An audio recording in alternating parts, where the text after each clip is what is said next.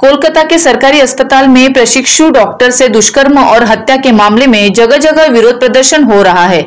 इसको लेकर Indian medical association ने भी आक्रामक रुख अपना लिया है। गोंदिया के सरकारी मेडिकल कॉलेज में रेजिडेंट डॉक्टरों ने आज फिर काली पट्टी बांधकर विरोध प्रदर्शन किया।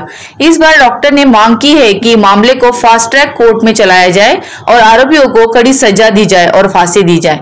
डॉक्टर ने यह भी मांग की कि महिला डॉक्टरों को ड्यूटी के दौरान सुविधाएं और सुरक्षा मुहैया कराई जाए। डॉक्टर ने यह भी मांग की कि महिला डॉक्टर को ड्यूटी के दौरान सुविधाएं और सुरक्षा मुहैया कराई जाए। डॉक्टर ने कहा कि वह कल से काम करना बंद कर देंगे और केवल आपातकालीन सेवाएं प्रदान करेंगे।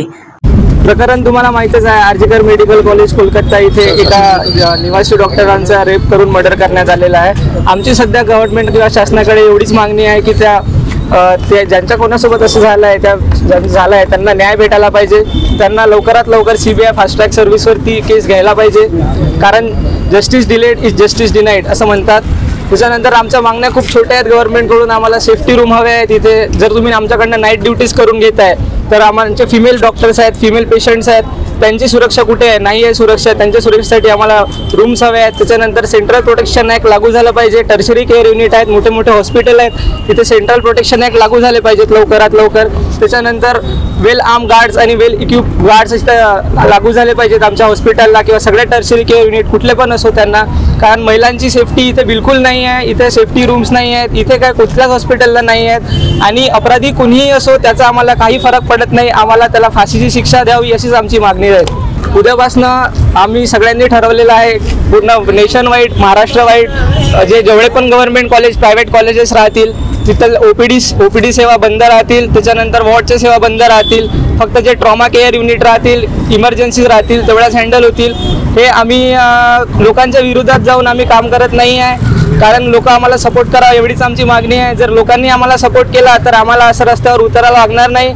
जर हेच कामं जर जनतेने आमच्यासाठी केले तर आम्ही आमच्या ड्युटीवर फोकस करू शकलो असतो, पण आम्हाला कोणीही पाठिंबा दिलेला नाही आहे। जनता जागरूक नाही आहे। कलकत्त्याला जनता पूर्ण अटॅक झाल्यानंतर जनता जागरूक झालेली आहे, तसं कुठल्याही शहरात होऊ नये म्हणून आधीच जनतेने जागरूक व्हावं, आम्हाला पाठिंबा द्यावा, आम्हाला सपोर्ट करावा एवढीच आमची मागणी आहे आणि एवढीच आमची अपेक्षा आहे। जर आम्हाला पाठिंबा भेटला, जनतेचा सपोर्ट भेटला तर आम्ही लवकरात लवकर सेवा चालू करू अशी आम्ही हमी देतो। ते जो इन्सिडेंट झालेला आहे कलकत्त्याला आरजे मेडिकल कॉलेजमध्ये, त्याकरिता आम्ही लोक स्ट्राईकला बसलेलो आहे। 2 दिवसापासून त्याच्यावर अजून काही कारवाई झालेली नाही आहे, त्यामुळे आम्हाला अजून चालू ठेवावं लागलं आहे आमचं स्ट्राईक।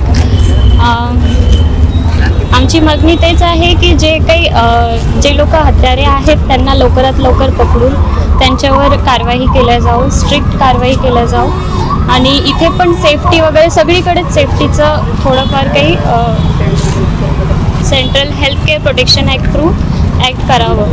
ओपीडी उद्याच्या दिवशी तर सगळीकडेच सगळं बंद होणार आहे। ओपीडी वगैरे 24 तासासाठी तरी बंद करण्यात आलेलं आहे आणि एमर्जन्सी सेवा तर सध्या तरी चालू आहे। महाराष्ट्र टीवी 24 के लिए अभिषेक भटनागर की रिपोर्ट, गोंदिया।